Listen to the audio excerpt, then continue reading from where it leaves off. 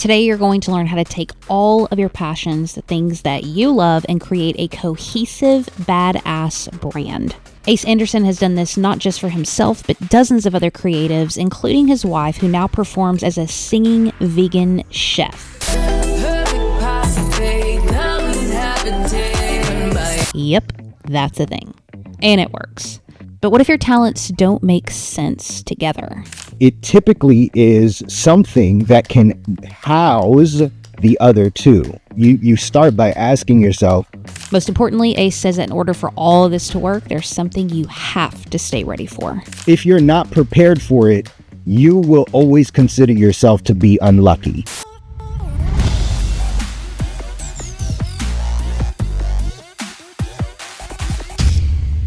My passion is helping people find their spark, what they can create, and while still keeping it uniquely them. So even though my wife was creating, was doing food, the performance aspect was her singing all of her recipes. And so that, because we would always sing and do fun things, like whenever we were cooking or whenever we had these parties, I'd always do spoken word or some type of poetry. And so that started, all of our passions started to infuse together to be one unique thing. So it's not just like she was a chef or she was a performer. It was like she was a performing chef.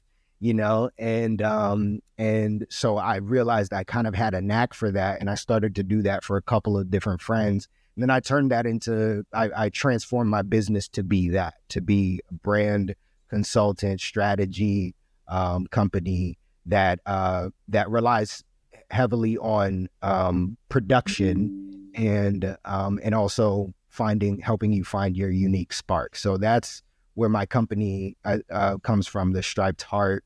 And we are a brand consultant strategy production company. We're about to have a good old time, friend. We're about to have a good old time. Because, man, when you were telling your story about how one skill set plays into another, man, that's what's so fun, and also what can be really intimidating as a creative, because we have to learn how to take our own photos and edit and do graphic design. We learn all these skill sets, and sometimes we feel like we get so diversified that it's hard to find traction. You know what I'm saying? And then also sticking out when there's so many other people who are looking for attention. And then when I saw what your wife was doing, I said, singing vegan. I thought that is so brilliant, because when we want to empower other people to talk about us, to remember us, there's talented chef vegans, I said that wrong, and a lot of amazing singers, but how many sing and cook at the same time? That's easy to remember. And I'm curious, how you pair things together and know that they're going to match, because there's a lot of folks listening to this who have a lot of talents and a lot of things that they're interested in. But does it necessarily mean that because you love fly fishing and you're a videographer, those necessarily need to go together? How do you know when something actually is a good pairing or not? Or can you make anything a good pairing? I believe you can make anything a good pairing. And the thing is, it already comes naturally, and people often don't realize it.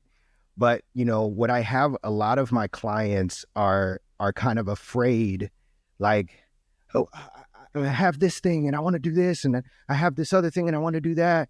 They have all of these ideas for businesses, and it's don't let them find out that they can start an LLC, because they end up starting the LLC for each one of those individual things. I can do fly fishing, and then I can do videography in videography LLC, and and then fly fishing LLC, and then chef LLC. They start all these different businesses, and then they wonder why they fail, because they have really no direction at either of them. They're trying to keep 3 businesses afloat, and that's not the way to do it. Because then they're trying to figure out how to be a unique fly fisher, or they're trying to figure out how to be a unique videographer, and they're trying to figure out how to be a unique chef at the same time, right? So it's you are already unique, because you like fly fishing and you like videography and you like cooking. So perhaps you find the hierarchy, you build a hierarchy of what you enjoy. What is the core of what you enjoy? And it typically is something that can house the other two or the other three or four or five or six, right? Mm-hmm. But it's like you start by asking yourself, what would I do if money was not an issue, right?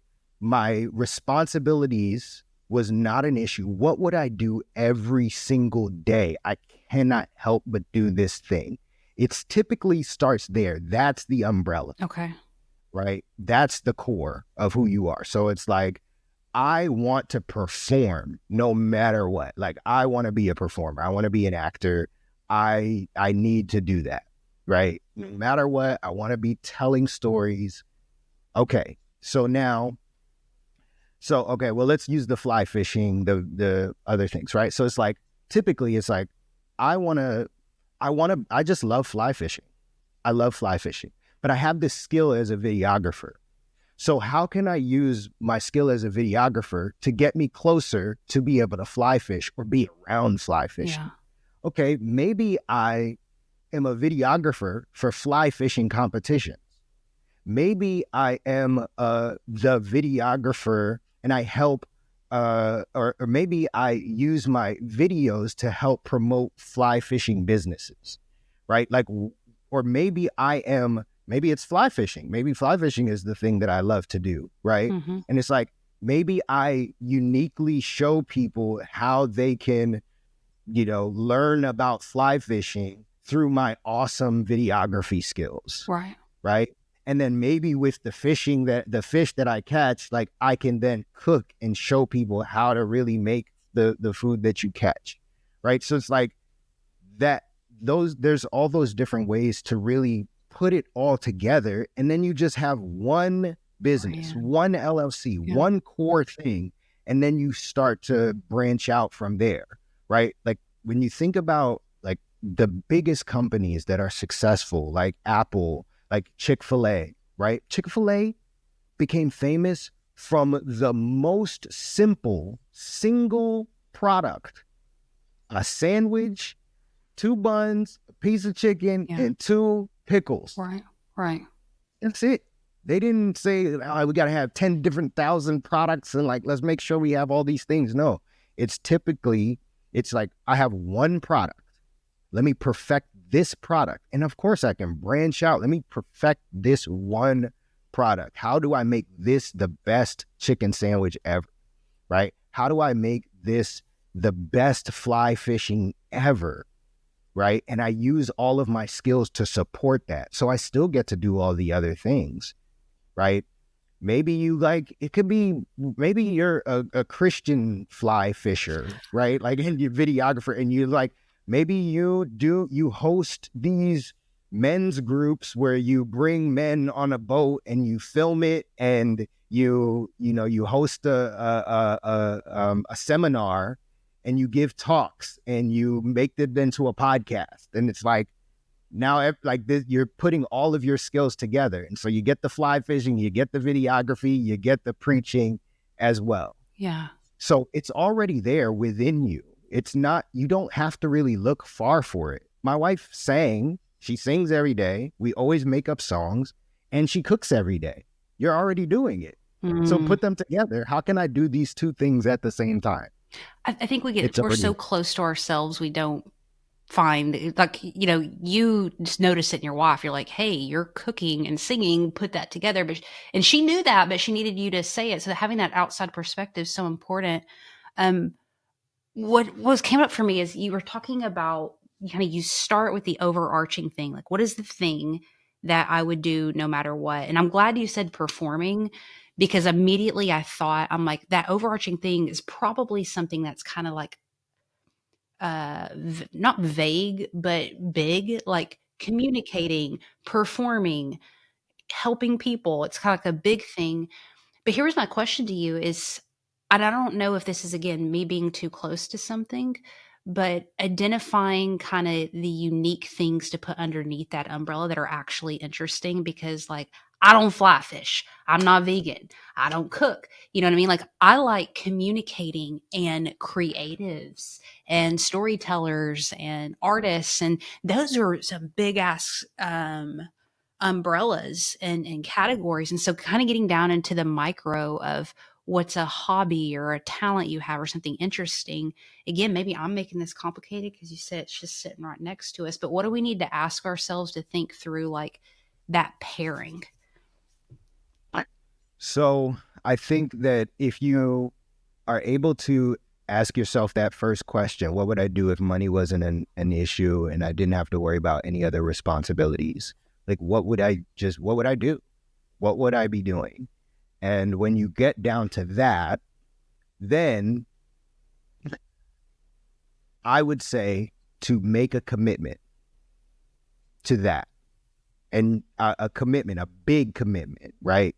There's a book called 10X is better than 2X, right? So a big commitment. So if you think about a commitment that you want to make, like let's say, as a performer, I want to get an agent, right? That's like a 2X, right?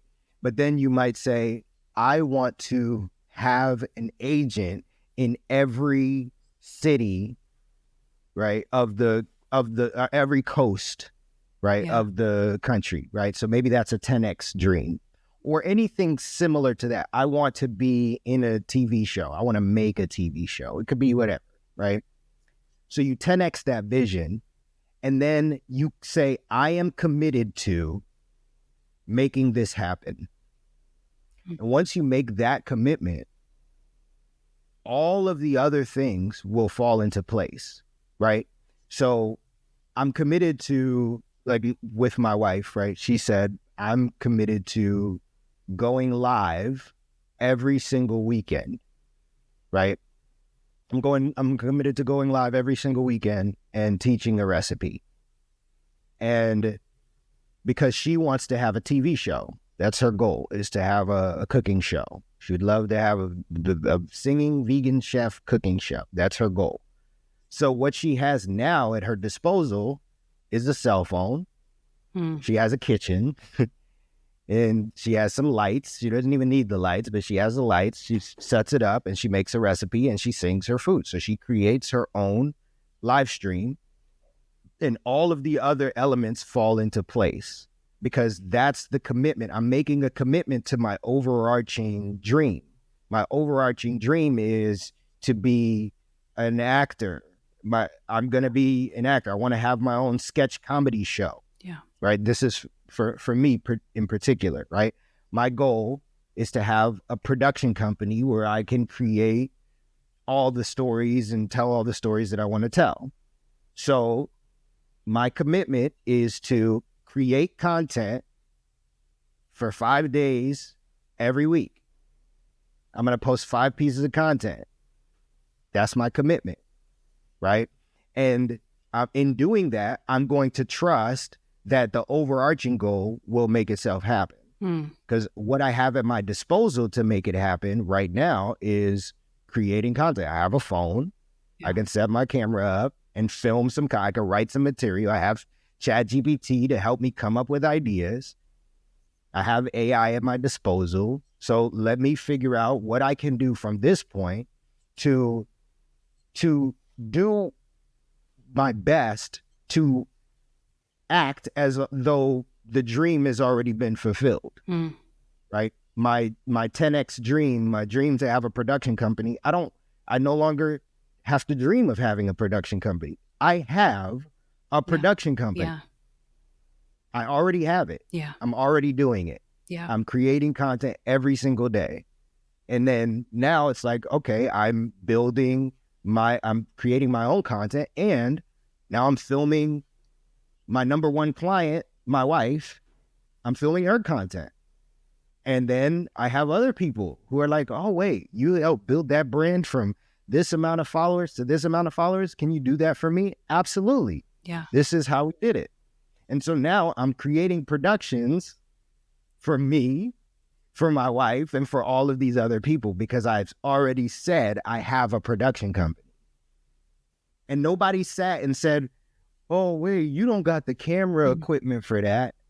You don't got the this and this, and you don't got the lighting, and you're not on Netflix. You haven't been on Key and Peele. Yeah. Nobody's saying that. Yeah. You know, it's already done. So I would say to ask yourself that question, what are you going to do? What would you do if you had nothing else to do? Nothing else, no money. Money is not a problem. Money's coming. What would you do? Start there. And then from that point, you say, okay, what commitment can I make to this, right? This is my dream. What commitment can I make? And how can I act as though that's already happening right now? Yeah.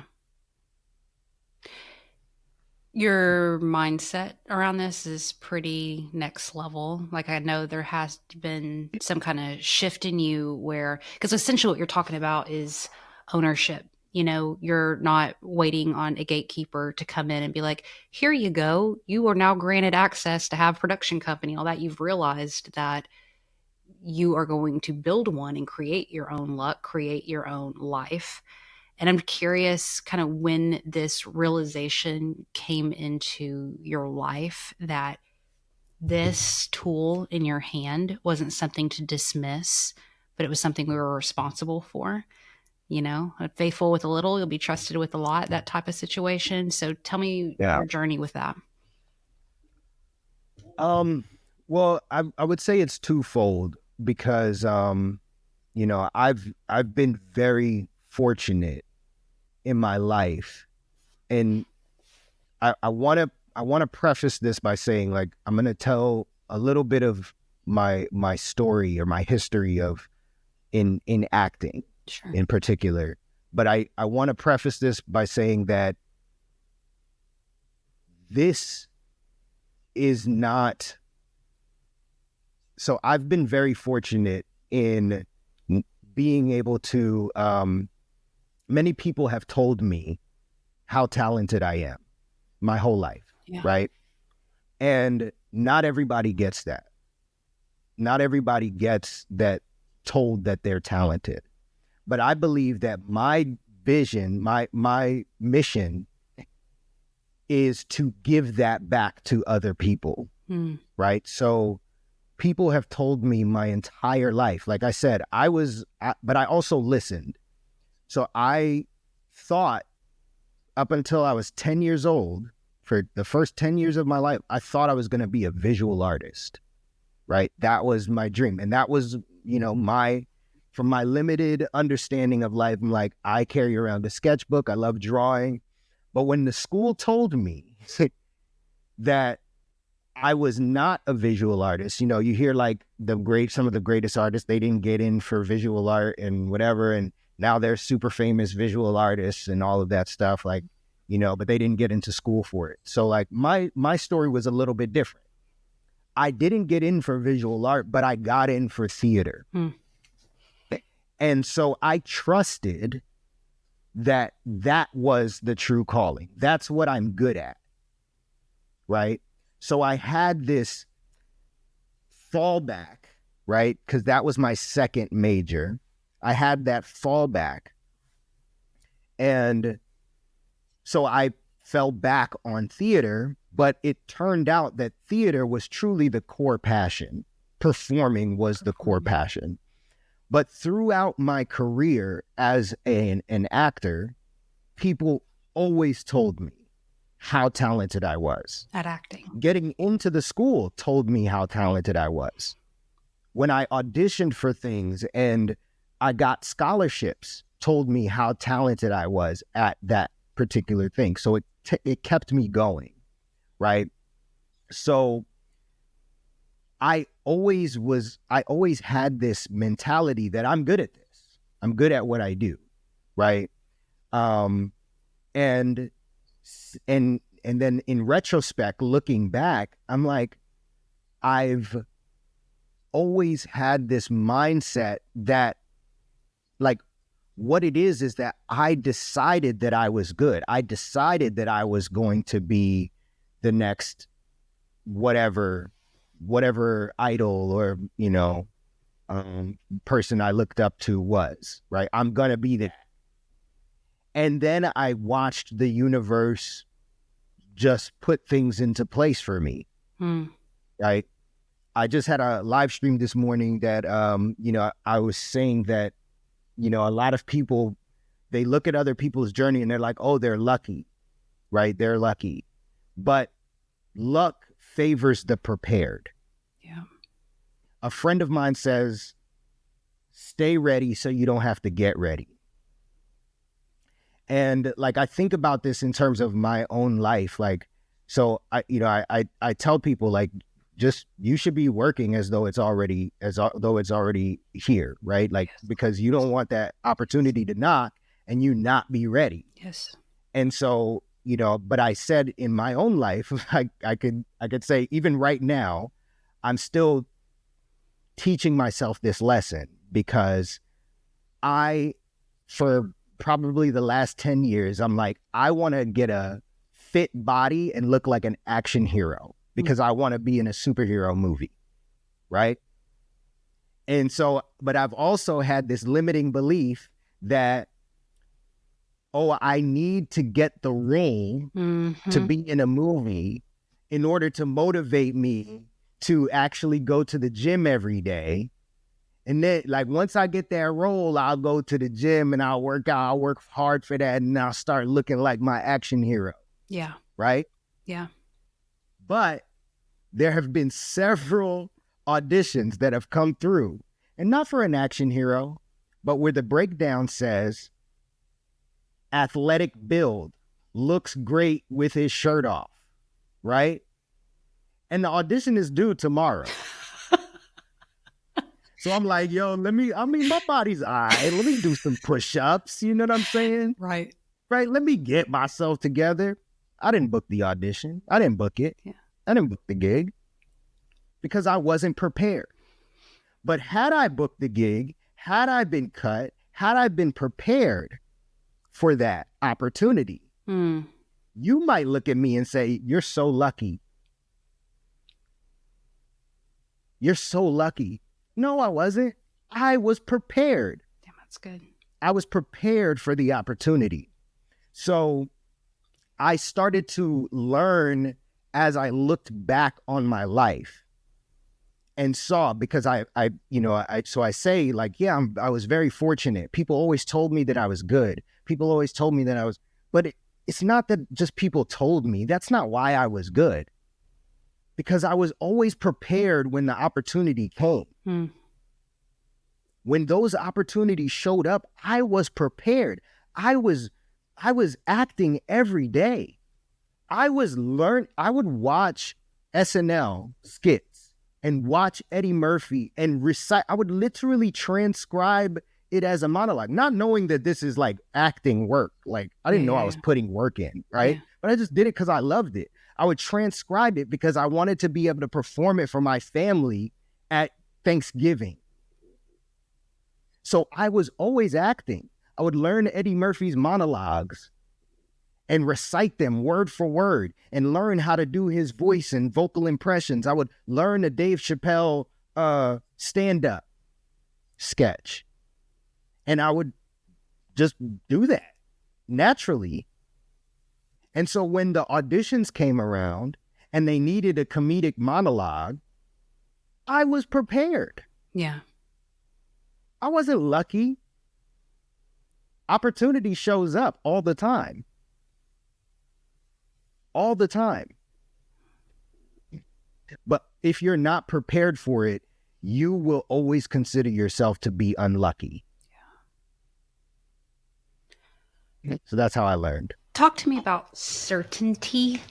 When you're talking, I'm thinking, I read Think and Grow Rich when I first started on the personal development journey, and I was kind of annoyed because I was like, it's like early stage Heather, and I'm like, be certain, like he talked about just like this definiteness of purpose. And I was like, that can't be it. That can't be all. Come on, there's got to be a hack. There's got to be a trick or whatever. And man, it's been wilder the past, 10 plus years. All the people I've interviewed and talked to, I can say with certainty that people who were really making moves, there's just this weird resolve that's just like unshakable.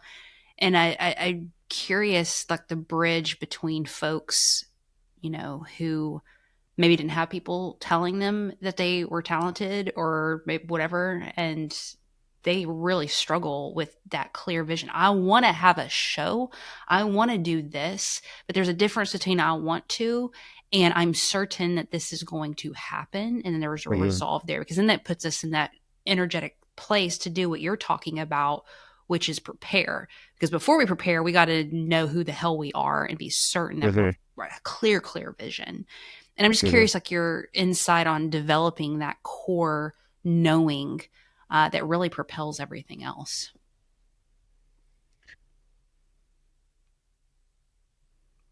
It's really about getting familiar with the present moment. So what tends to happen is that the mind keeps us living either in the past or in the future. But nothing happens in the past or the future. It only happens in the present. Only, always. Yeah. Only, always. Yeah. So what I see happens for people is that they have a fear of certainty because they're trying to be certain about the future. You can't be certain about the future. You can only be certain about the present. I love that. So that's why I say you can have a vision. I have a vision of the future, right? Like I have a vision of a film that I want to make.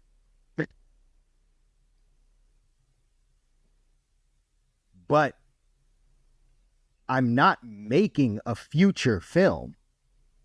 I am making a film now. Yeah. I'm not making a future film. Nothing's happening in the future. It's happening right now.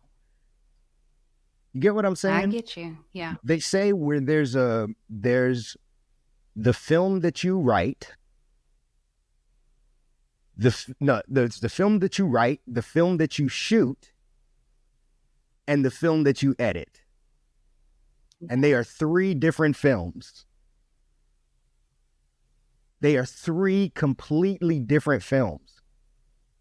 And people never end up even writing because they're trying to predict the film that they're going to edit. Truth. You never end up even writing the film. The first step, you got to write something. Mm-hmm. What are we going to shoot?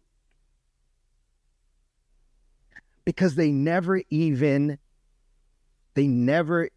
so worried about the film that they're going to edit. Yeah. And you can't edit anything that you haven't shot. And you can't shoot anything that you haven't written. So the certainty comes from the now. That's why I say if you're going to have a production company, that's my vision. I'm going to have a production company, but remove the going to. I have a production company. I am a producer. I am an actor. I'm not going to be an actor because there's a little bit of drift there. There's a little bit of veering off the path. It's okay if I don't make it because you can't be certain about the future. Yeah. Who knows what might happen? Yeah. But if I'm certain about the now, I'm an actor. I'm an actor. Right now, I'm an actor. I'm a graphic designer. I am a poet. I am a filmmaker. I am this right now. I am a chef. My wife never went to school for cooking. She never went to school, not one time, for cooking. She doesn't know the ins and outs of certain aspects. Like, she couldn't tell you what Wolfgang Puck would you know, the information that Wolfgang Puck would get. She doesn't have that type of education. But she is a chef because she says so. Because I say so. Because I say so. That's it. What about looking at the tools in your hand, man? I hear you. Yeah. I hear also, too, this narrative, you know, that comes up that says, I'm an actor. Mm-hmm. And then you look at Actors Access and there's nothing in there. I'm a successful business owner, and you look at your bank account and there's been no transactions. So sometimes that battle between, you know, saying the words, I am this, I am that, and then trying to fight sometimes what you see as reality in the future. Help me reframe mindset around that.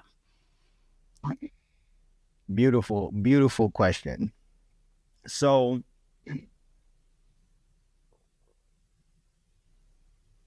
there is a power in your word, right?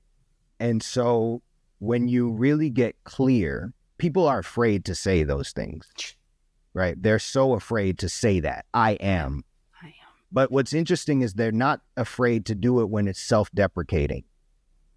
Oh, I'm so stupid. Oh, I'm so lazy. I procrastinate all the time. They're so quick to identify with negative terminology because somehow people have tricked themselves into believing that that's noble. Mm-hmm. It's noble to stay back and no, because what if I succeed? What if I succeed over other people and then they tell me, like, what are you doing? Nobody wants to be the first person on the dance floor at a party. Right? Yeah. That's why they always got to play the cha-cha slide or like any of those songs that get everybody dancing, because it gets everybody. It's like, oh, you all know this one. We can all get together. And then you notice that, right? Yeah. At parties or like at events or at weddings, they always play the song that's going to get everybody dancing, right? Because nobody wants to be the first person out there. Nobody wants to go out and dance because they think that they're being noble. But everybody wants to dance. Mm-hmm. Everybody wants to dance, but nobody wants to be the first one to dance. Right? So that, like, I think really get clear on that. It's like, okay, I'm afraid of saying that I am an actor or I'm a business owner, right? I'm afraid of saying that. But are there other things that are negative that I put behind the two words I am? Mm-hmm. That's good. Really check myself, because I do it all the time. That's good. I do that all the time. I say negative things, but why can't I trust in the positive things? Right? And I'm not even seeing that when I say I am a procrastinator, the things in my life start to show up that prove that I'm a procrastinator. Yeah. Because the universe loves you unapologetically, unconditionally. So the universe is going to support you unconditionally. Mm-hmm. So if you say you are a terrible mother, the universe is going to show you, okay, I love you so much, I'm going to give you whatever you say. That's truth, man. The Bible says, ask and it is given, knock and the door will be open unto you. That's it. That's it. Ask and it is given all the time, only all the time. Yeah. Yeah. You can, I mean, like, yeah, I think it's hard. It's tough, right? To say, I don't know, like, it's scary to say, but the universe will show itself. It will show up for you if you show up for yourself. Yeah. I wanted to ask you just about your personal calling to speak into creatives. As you said at the beginning, you know, to really pour into folks to get them lit up and stepping into the gifts that were given to them. And I'm with you. Like, you talk about my calling, friend. Amen. Hallelujah. Breathe life into people. But dude, you could just kick ass and make you and your wife's dreams come true, and y'all do your thing. You don't necessarily have to pour back into other folks. And I love the way that you're mixing like comedy and some depth. Like, you're laughing one minute and then you're like rethinking your life the next, which is such a cool, and it's a good example of what you were talking about, pairing, like being able to pair things together and uniquely stand out. That's how I found you. But just speak to me kind of like the why behind that, and why it matters that creatives and people with this, I call unconventional calling, to lean into it, because sometimes the world will look at you cross-eyed, like, okay, sure, Heather, sure, Ace, okay, go make a production company, make a movie. That's nice. Yeah, whatever. And and like, again, that internal resolve, man, it's something that has to come from within, and sometimes you're alone in it, But I just kind of want to know the why behind it, why this matters so much to you, like on a big global scale. Yeah, because, I see what the spark, knowing about my spark, has done for my life. Like, when I got into the middle school of the arts, I get started from middle school. It was solidified, let me say, because I always had the dream of a world where everyone can win. Everyone can win. Yeah. But when I went to the art school, I recognized that, like, the way that I felt was different, because I went to a public school before and I saw the difference in people who knew that they were good at something, because you had to be good at something in order to get into this school. And then in 9th grade, when I went to high school, I accidentally forgot to turn in my paperwork to go into the high school of the arts. So I went to the public school. And when I went to this public school, I saw the darkness. I saw the sadness. I saw how much people were lost because they didn't have a vision of their future. They didn't know what they were good at. Mm-hmm. And so they had so many limiting dreams. Yeah, I'm gonna play football. I love football. That's what I'm gonna do. That's what I'm gonna do. That's what I'm about. Football. And if I don't get into football, like, I don't know what else. And not to say that there's anything wrong with football, but the entire high school is not going to be in the NFL. Right. And that's everyone's vision. I'm gonna play ball, man. That's my thing. That's what I'm gonna do. And I was like, wow, like, I just saw a difference in my friends from my art school and my friends at this public school. And I said, everyone deserves to know what they're good at.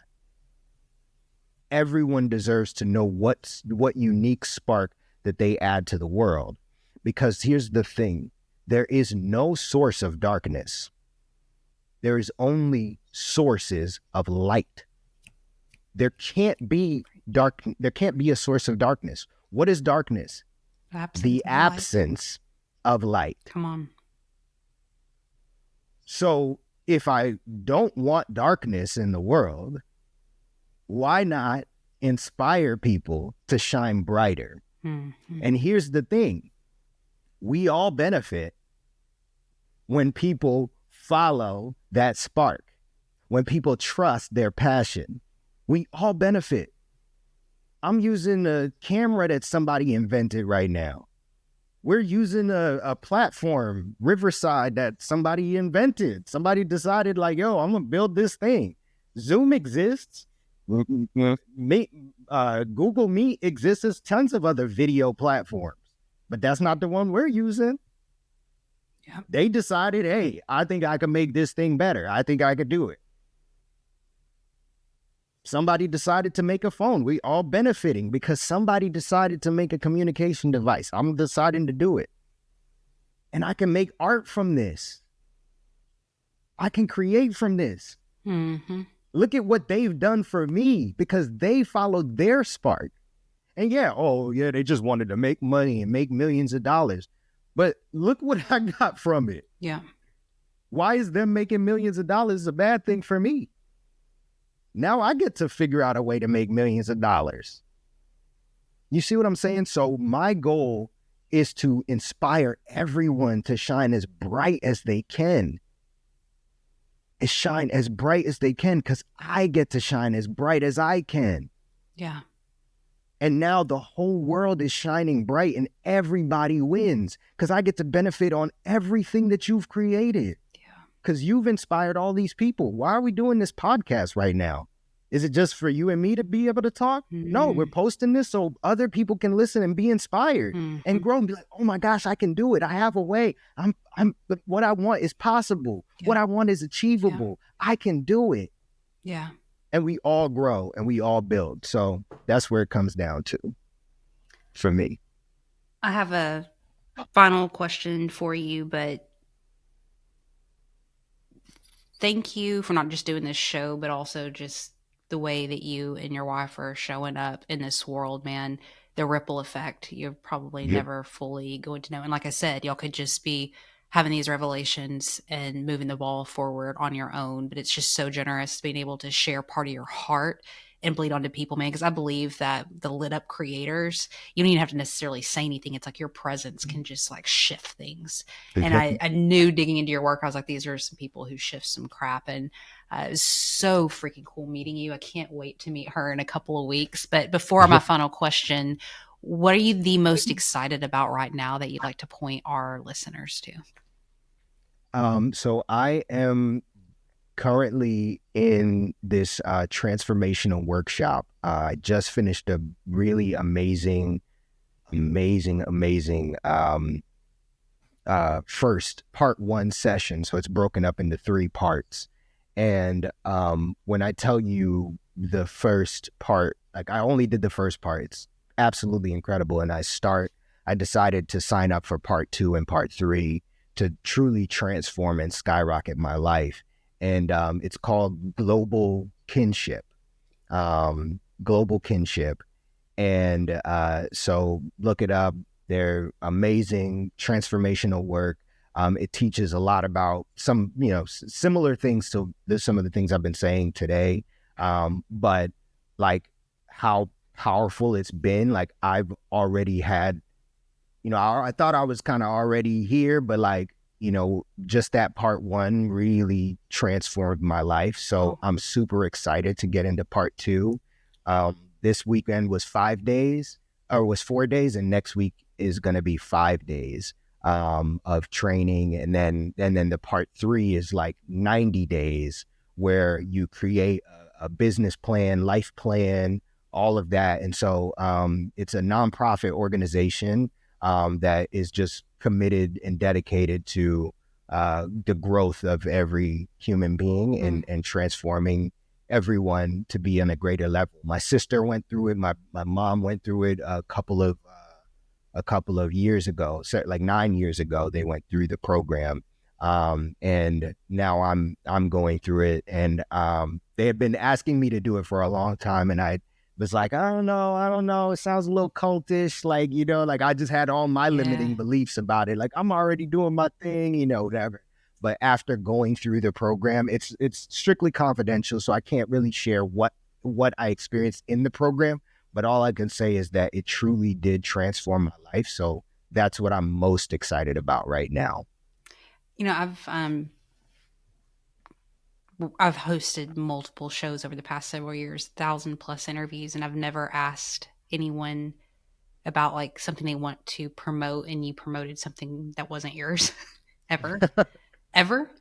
So wow. That's wild. I'm going to make sure though, if you guys enjoyed this conversation, you are going to freaking love following this man. I'm going to post up his production company, his socials and stuff, and please give him a follow, support. You don't have a book or anything out yet, right? No, my wife has a book, Colorful Home Cooking, but she'll tell you all about that when when she talks to I you. said, yeah, you heard me, yeah, because I'm sure you'll come out with one. So please make sure you give him a follow. Everything will be linked in the show notes. Very last question. What is something in your life right now that you are deeply questioning? You don't have the answer to it. Mm. What's coming up for you right now?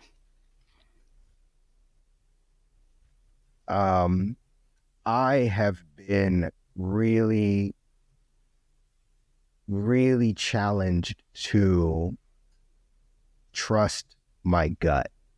I have always known that I wanted to be a powerful leader, a strong leader. You know, after I read Think and Grow Rich, I was like, I want to be a leader. Like I think that is my calling. And navigating my business, navigating my marriage, where I work so closely with my wife, and in every way, like I think I spend more time with her. We spend more time with each other than anybody I've ever met, ever, because we work together, we live together, we do pretty much everything together. That I have at times resigned myself to creating the happy wife, happy life. And in some ways dimming my light because of it, as a product of that. And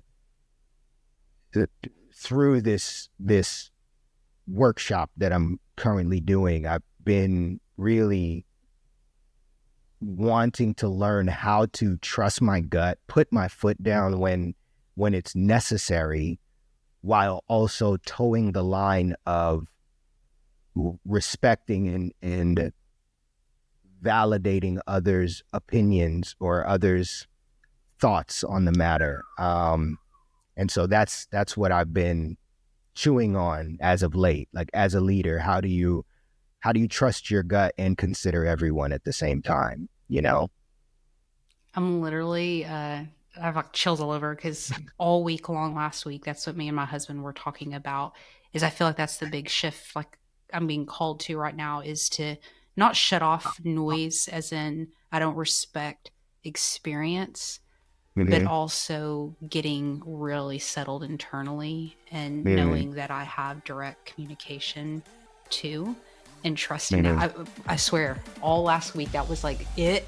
And you just saying that, I have chills all over. So like, oh wow, that was for me, man. That was for me. Thank you so much for your time today. This was absolutely incredible. Thank you, Heather. I appreciate you. Thanks for having me.